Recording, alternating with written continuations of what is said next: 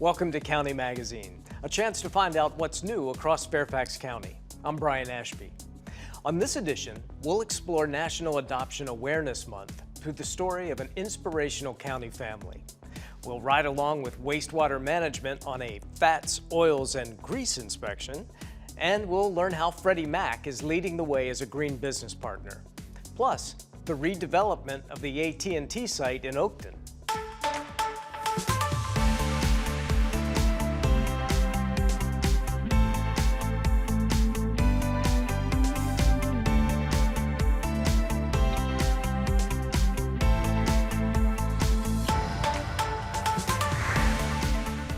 November is National Adoption Awareness Month, a time to reflect on the 122,000 children across the nation and the 700-plus foster kids in Virginia waiting to be adopted. The county's Department of Family Services helps to connect these kids in need with forever families through adoption.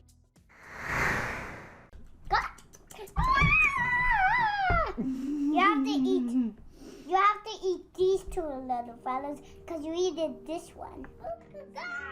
Oh, Zach. Zach is a wonderful child. I could not ask for a better son. He is super social. Everybody loves Zach. He's very funny. He's engaging. He's empathetic. He can really match people's feelings, personalities. My name is Catherine Damon. I am a third grade teacher in Fairfax County. Zach came to me at 2 years old. He came with his brother, who was an infant. He was 2 weeks old. He was in 2 foster families before me, and he had tried to reunify with his mother, which didn't work out. So then he went back to another foster family, and then he came to live with me. When Zach came, he had some, behavior issues. He was, a little bit more reserved. He was a little bit more frightened, but he's getting better. I can see with every month, every year that, he's growing. But he's just a dynamic, super kid. Almost put all of these in here, you win. If you like just have 1 or 3 or 4, you just win. Okay. Zach loves to hear his story. He's always asking, can you tell me my foster care story? Can you tell me my adoptive story? And he has a good relationship with most of his family. He has a relationship with his Aunt Sarah. And so sometimes when Aunt Sarah comes over, she'll call his dad, who's in Saudi Arabia. I keep in touch with his mom, so I can send her pictures and let her know how he's doing. He has a brother and a sister who are with an aunt, and so he is able to see them. He knows his foster families that he was with, so he loves to hear his foster care story. And so he has all this family, and we talk about when he was born. We've been very lucky that we've been able to get pictures. So he has his entire story from when he was born until now, and so his story is complete. I think I have the same hopes that most parents have for their children. I want him to have a good life. I want him to be healthy. I want him to be happy. I want him to have integrity as a strong man in society. But as an adoptive child, I want him to be able to know that he's loved. I don't want him to have questions about where he came from, which is why, knowing his story is so important. I want him to be able to go forth and have a strong family himself. I've been super lucky to have so many wonderful people in my life. He has known the same social worker all throughout, and I know that I can call her anytime about Zach and that she absolutely adores Zach. So I think that, if you're looking to foster, go into fostering. If you're looking to foster to adopt, that's a wonderful thing to do. It's very important for these kids to have a safe place to land when they most need it. Everyone knows Zach's adoption story, and my kids in my class all know, Zach's adopted, and Zach's class knows Zach's adopted, and we're able to share that story with others. And then, other teachers come up to me and other adults come up to me and they ask me about foster care and they ask me about, adoption, and I'm able to share that with them and hopefully, encourage others to do that as well.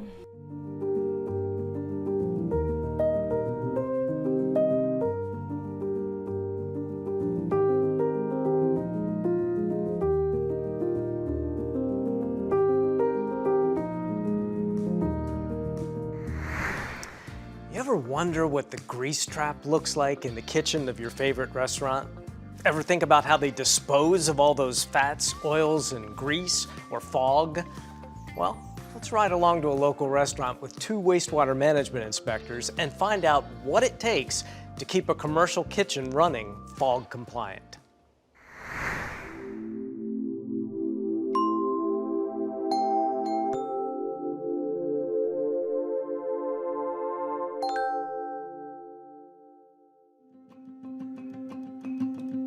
Here in Fairfax County, public and environmental health are our top priorities.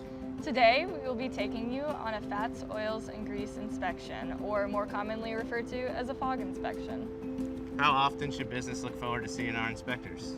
I'm glad that you asked. So currently our program is growing and on a need-based schedule. So we come out whenever we get calls about blockages in the county sewer. Oh, blockages from things like wipes, fat, oils, and greases that can end up in overflows that go into the county's stormwater?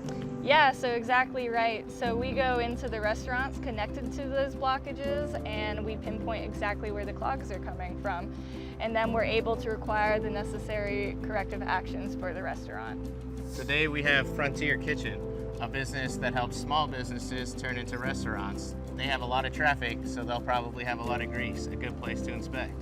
Now that we've told you why we're here and what a fog inspection is, we're gonna take you along with us, so follow me.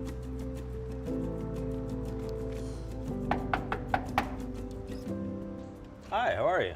Good. We're with Wastewater Management. There was a sanitary sewer overflow down the street, so we're going to all the businesses in the area. Do you have a grease trap? Sure do. Can we take a look at it? Yeah, come on in, follow me. Right now, we're in front of the 3-compartment sink. This is typically where we find indoor grease interceptors. Occasionally, a restaurant will have an outdoor grease interceptor, which is generally buried in the ground. Do you know if you have any more interceptors? No, this is the only one we have. Awesome. Would we be able to open it and take a look? Sure, let's do it. Awesome. Thank you. Do you know what your cleaning frequency is? Every 6 weeks. For the purpose of this video, we asked them not to clean it on time so we can show a proper stratification sample. A part of the county requirements are that you keep your cleaning records for 3 years so that they're available for us. Do you happen to have those records? Sure do. Let me go get them for you. Thank you. Okay. Now that we've asked about the records, we can get to inspecting the grease trap. So when we look at the grease trap, we look for missing or damaged components, and we also look for any evidence of surcharge or backups. We also look at the water flowing out of the grease trap. If it's greasy, then we know that the grease trap is not doing its job and there need to be some corrective actions. This grease trap looks to be working properly, so we'll move on to sampling. Next, we're going to take the stratification sample. Here, we're looking at the layers of the fats, oils, and grease. If it's above 25% of the stratification sample, then it's out of compliance. So let's take a sample and find out.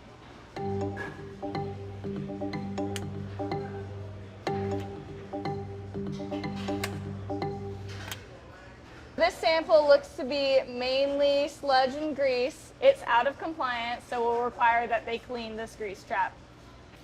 Right now, we're taking the pH of the effluent water, which is the water that is flowing out of the grease trap.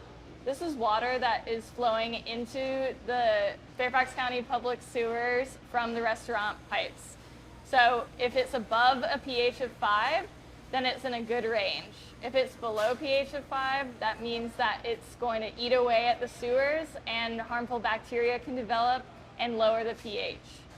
So right now it looks like we're reading at a 6.68, which is a good range for our grease trap. While she's been performing the inspection, I've been figuring out the inspection report. We do have some corrective actions for you. It looks like it needs to be cleaned out and maintained. I'm going to give you a copy of this inspection report. Oh, okay. Thank you. This is information for users, and this is a maintenance log to keep track of your maintenance. Okay, we'll do that. And I'm also going to give you a copy of my business card just in case you have any further questions. But other than that, get those records to us a week from now, and then, yeah, keep up the good work. Okay, thank you very much. I appreciate it. Yeah, Thank you. thank you so much. Thank you.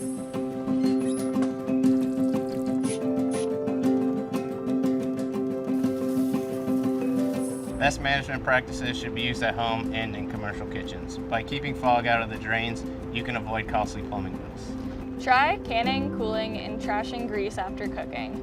Wipe down pans and cooking utensils and discard them in the trash. The less grease down the drain, the better. We hope by tagging along with this fog inspection that you learned how to keep fog out of your drains. If you have any other questions, feel free to reach out to our office.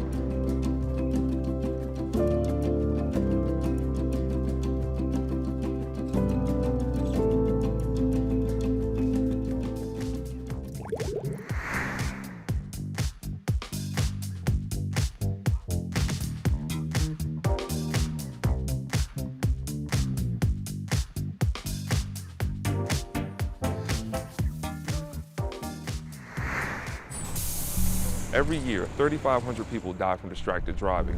That's 9 people a day. People like your wife, your child, your best friend. And 1,000 more are injured by distracted driving every single day. It's simple. Distracted driving is anything that takes your attention away from operating a vehicle safely. There are many types of distracted driving, but today, texting, social media, And selfie taking are the leading cause for distracted drivers' injuries and deaths. Selfie taking.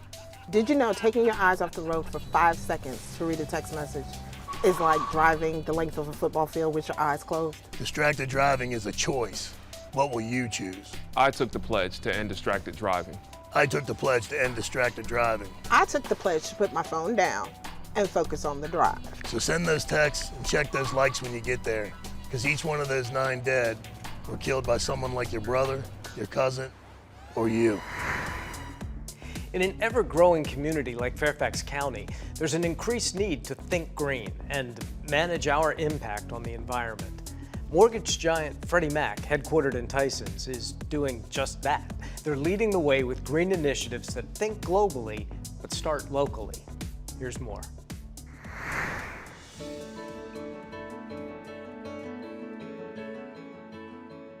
To be a part of the Green Business Partners program, a business needs to be located in Fairfax County and have an existing business license.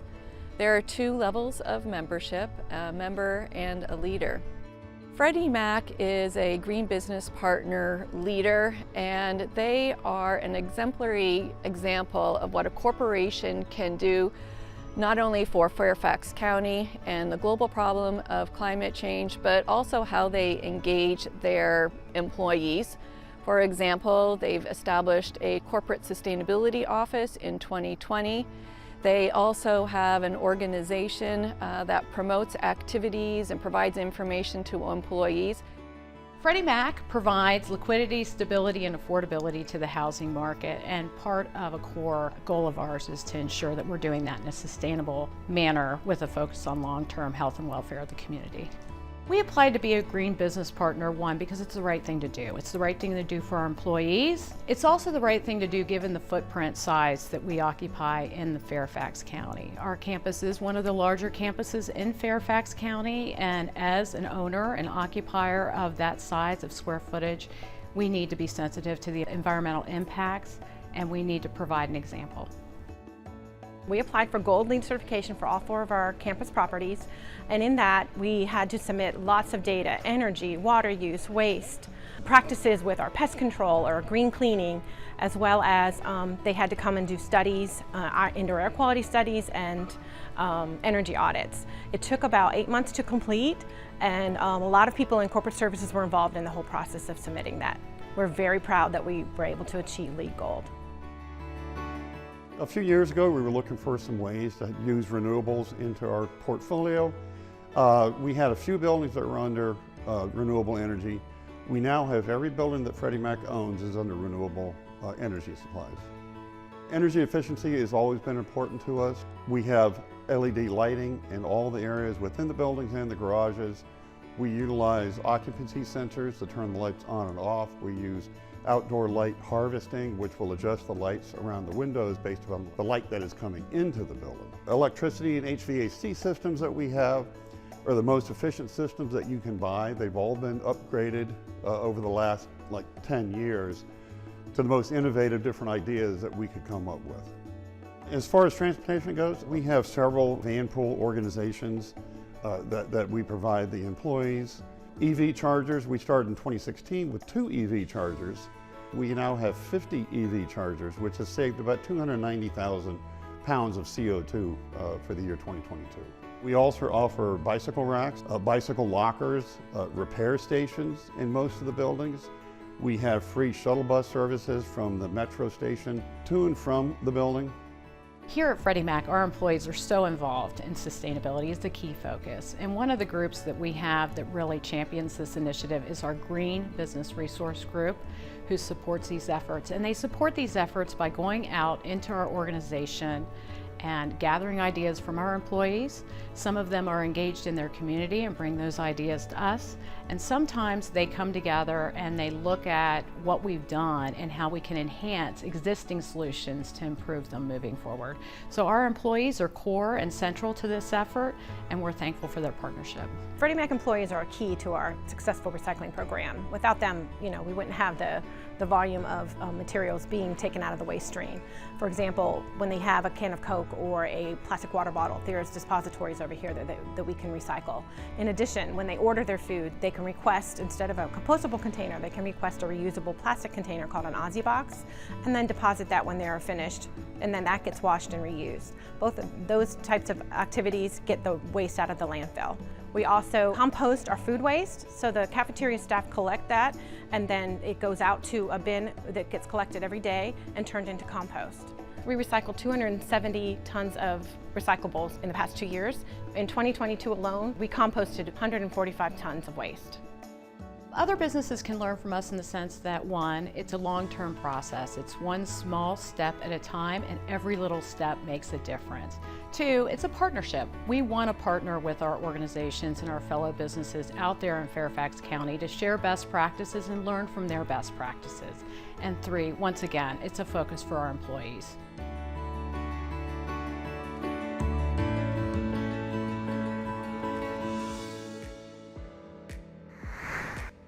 The Oakton community is coming together with county planners to explore the future redevelopment of the sprawling AT&T site. This mixed-use development will feature retail, residential, and parks, and will rely on community engagement for a tailored fit. Take a look. The corporate office campus for AT&T, located on 33 acres at the intersection of Chainbridge Road and Germantown Road in the Oakton area of Vienna, is now poised for redevelopment.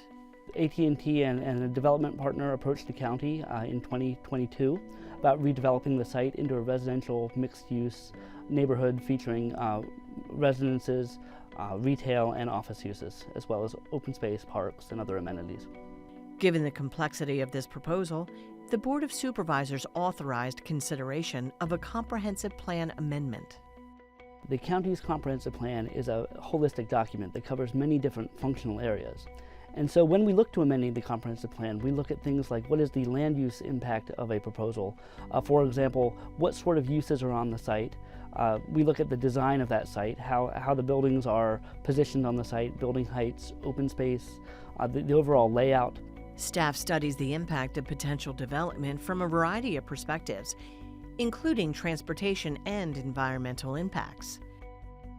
So redevelopment of the AT&T site at Oakton is really, it has some tremendous potential for the community in the sense that it's really going to provide a core for the local community, a place where people can live, shop, work, and recreate, all within close proximity to their homes. Robust community engagement is crucial to allow resident input into the final product that benefits the entire community. When we speak to the community, they of course have their own concerns of things that they would like to see evaluated as part of these proposals, and so we take that into account as well. If there's a particular issue that the community would like us to analyze in detail, we can certainly look into that. The developer has his idea for what should happen at the site. The community is going to react to that, and we want the community to react to that. We want to know how the community responds to the developer's ideas. Have confidence that your input will make a difference. It's essential for the success of the project. I encourage you to participate. This will be a multi-year process featuring many community outreach events, both online and in person, refining concepts, impact analysis studies, and culminating in public hearings at the Planning Commission and Board of Supervisors. The site isn't a Merrifield or any other type of development that we really currently have. It's keeping within the character of Oakton, and one thing that we're really mindful of is how this development is going to be integrated into the existing community. Well, that about does it for this edition of County Magazine. Thanks for joining me. Don't forget, November is National Adoption Awareness Month, and the county has resources to help you at any stage of your adoption journey. So be sure to visit the Department of Family Services to learn more. And remember, there are countless ways to get involved in your community and make Fairfax County an even better place to live, work, and play. I'm Brian Ashby, and we'll see you next time on County Magazine.